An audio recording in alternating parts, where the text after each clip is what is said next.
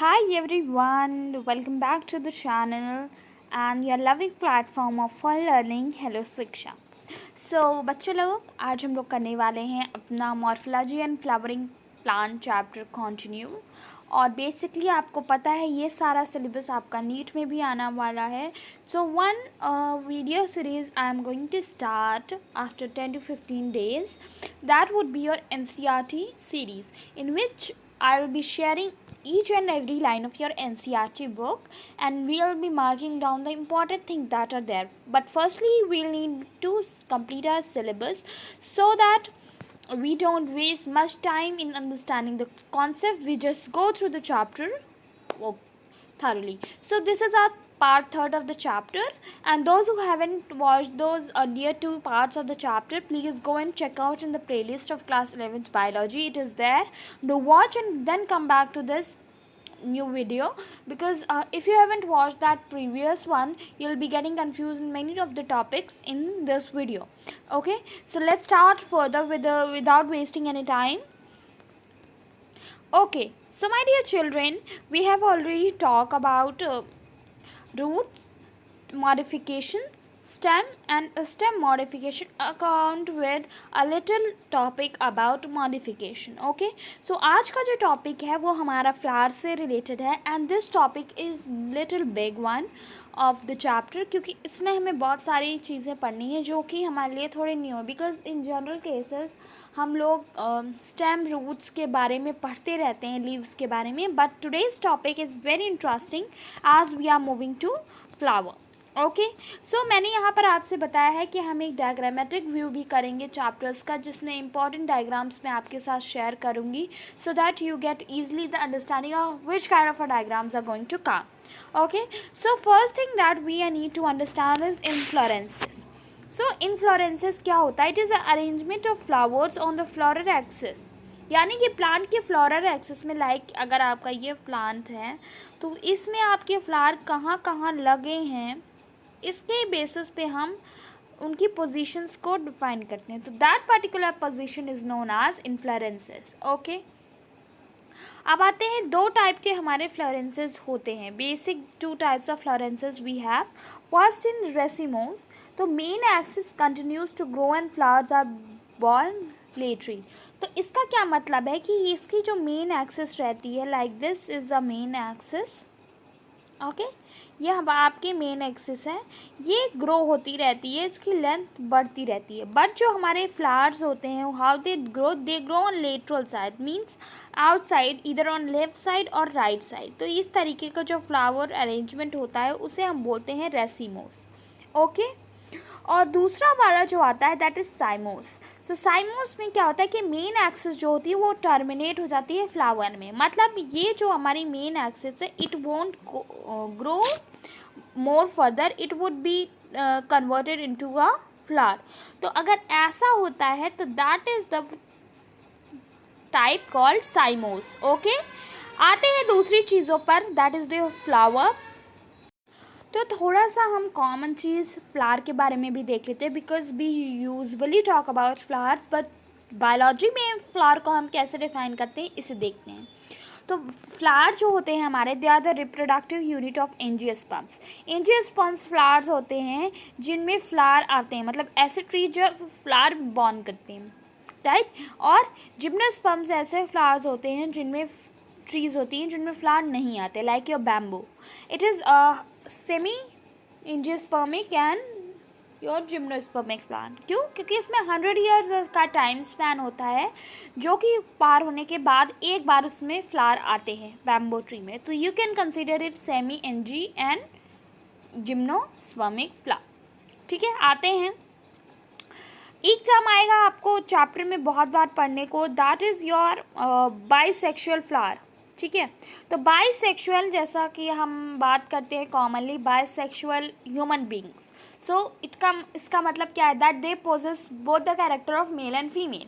तो सेम ही ऐसा है कि हमें पता है कि एंड्रोशियम हमारा मेल पार्ट होता है और गाइनोशियम फीमेल. आप जस्ट ट्राई टू रिमेंबर कि जहाँ पर एंड्रो वर्ड आ रहा है that is your male related.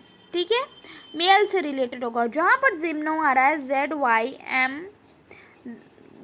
Gynoecium, that is in sperm your gynoecium. तो ये क्या है, फीमेल है, ठीक। तो एंड्रोशियम यानी कि मेल रिप्रोडक्टिव पार्ट और गाइनोशियम यानी कि फीमेल रिप्रोडक्टिव पार्ट। तो जब किसी फ्लावर में ये दोनों चीज़ें प्रेजेंट होती हैं तो that is called as your bisexual flower, right. आते हैं सेकेंड चीज़ में, that is unisexual flower. We talk about unisexual flowers, right. तो यूनिसेक्सुअल फ्लावर्स क्या होते हैं, आपको पता है यूनि मीन्स वन, तो इधर उसमें एंड्रोशियम या होगा या गाइनोशियम होगा, मतलब द फ्लावर इज इधर मेल और फीमेल, ओके। तो एक्टिनोमॉर्फिक फ्लावर क्या होते हैं, जिनकी रेडियल सिमिट्री होती है। रेडियल मतलब उन्हें सर्कुलर के दो पार्ट में ही हम डिवाइड कर सकते हैं, उससे ज़्यादा नहीं डिवाइड कर सकते। So that has the radial symmetry. Example आप देखोगे तो धतूरा एंड मस्टर्ड, क्या datura and mustard is very good example of these actinomorphic flowers, ठीक है। जाइगोमॉर्फिक फ्लावर्स में बायलेटरल सिमिट्री होती है, means they can be divided in the maximum number of parts they can be divided, और ये है P and B, okay.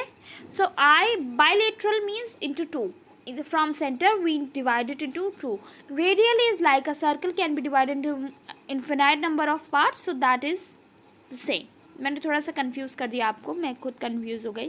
Radial में आप सर्कल का एग्जांपल ले लो, सर्कल को हम कितने नंबर ऑफ पार्ट्स में डिवाइड करते हैं, lot of number of parts, ठीक है। बायलेटरल की सिमिट्री क्या होती है, just when a thing is divided into two, like your face.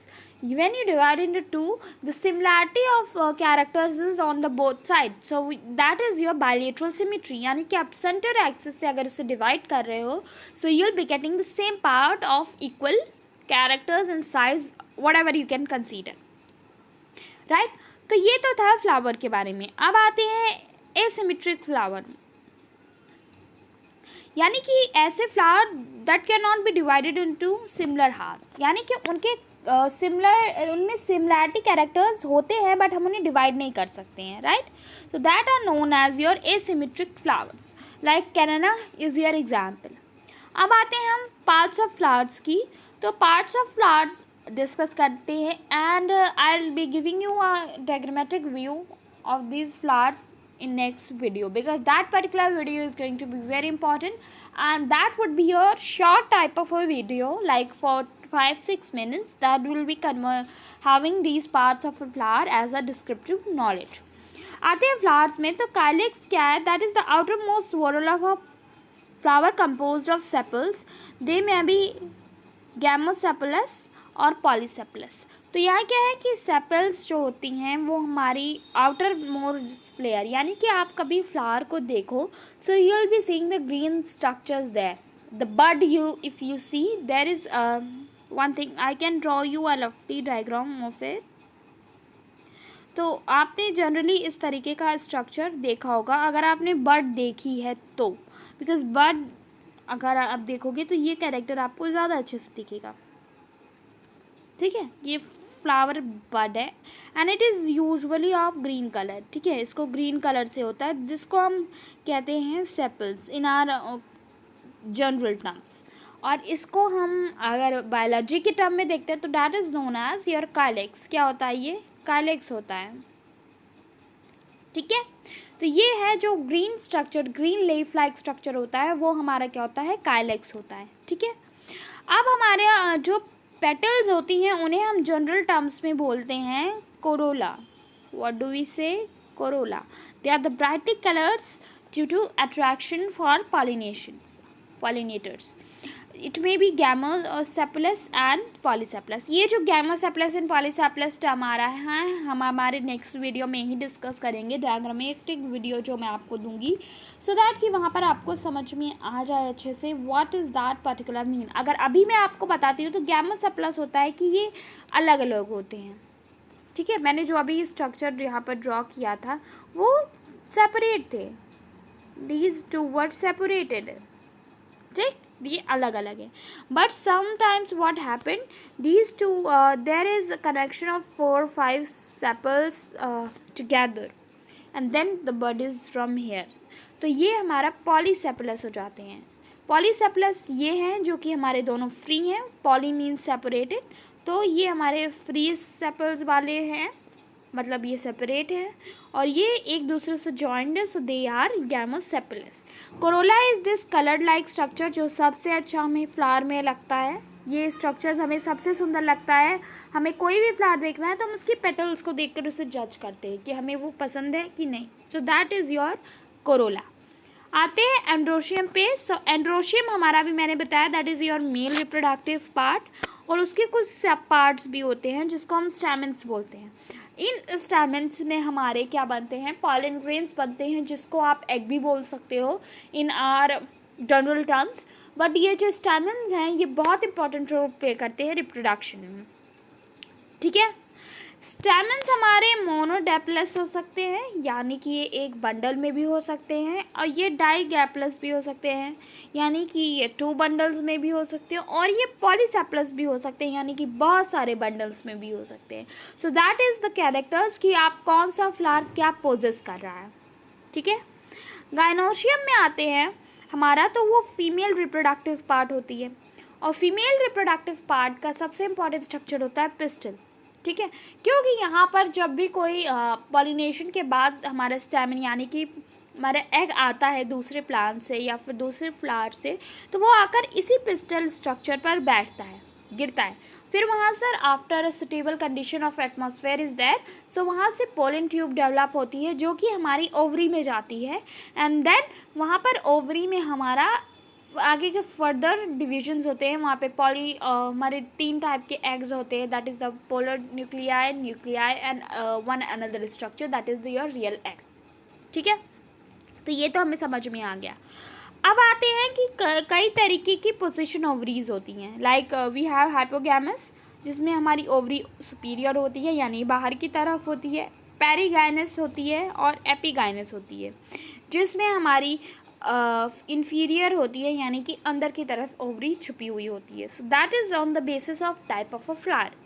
यहाँ पर एक चीज़ जो आपको याद रखनी है for your term of NCERT and for NEET, basically आप नीट के लिए ये याद कर सकते हो कि स्टेराइल स्टेमिन को हम स्टेमिनोड बोलते हैं। Sterile means it is of in such a condition that it can not reproduce, ठीक है, तो उसे स्टेराइल बोलते हैं, मतलब वो आगे रिप्रोड्यूस नहीं कर सकता है। Pony like donkey and horse के बीच का जो एनिमल है दैट इज़, अगर डोंकी एंड हॉर्स मेट करते हैं तो वो पोनी डेवलप होता है, that pony is sterile, it means it can not further reproduce.